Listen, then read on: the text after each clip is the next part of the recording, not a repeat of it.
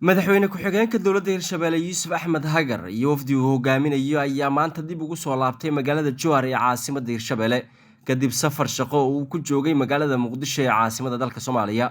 Madaxweyne ku-xigeenka dowladda iyo sidoo kale wafdigiisa waxaa garoonka diyaaradaha ee Maxamed Dheere ku soo dhaweeyay kusimaha gudoomiyaha baarlamaanka ahna gudoomiye ku-xigeenka labaad ee baarlamaanka Hirshabelle Mahad Xasan Cusmaan, xubnaha labada gole ee dowladda Hirshabelle, maamulka gobolka Shabeellaha Dhexe, odayaasha dhaqanka, haween iyo kooxda hidaha iyo dhaqanka barbaarta gaashaaman.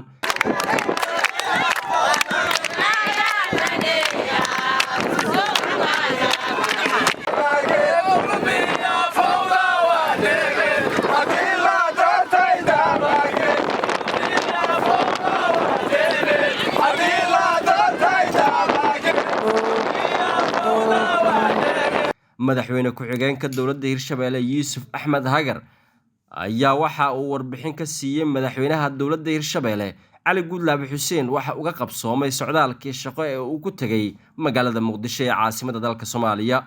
Ugu dambeyntii madaxweyne ku-xigeenka dowladda Hirshabelle ayaa kormeeray xafiisyada ay ku shaqeeyaan agaasinka waaxyada madaxtooyada isaga oo ku dhiirigeliyay inay dardargeliyaan shaqada adag oo ay u hayaan dowladda Hirshabelle. عبد الرحمن علي الديري عبد الرحمن مداية هيرشابيلا TV مقالة جوهر.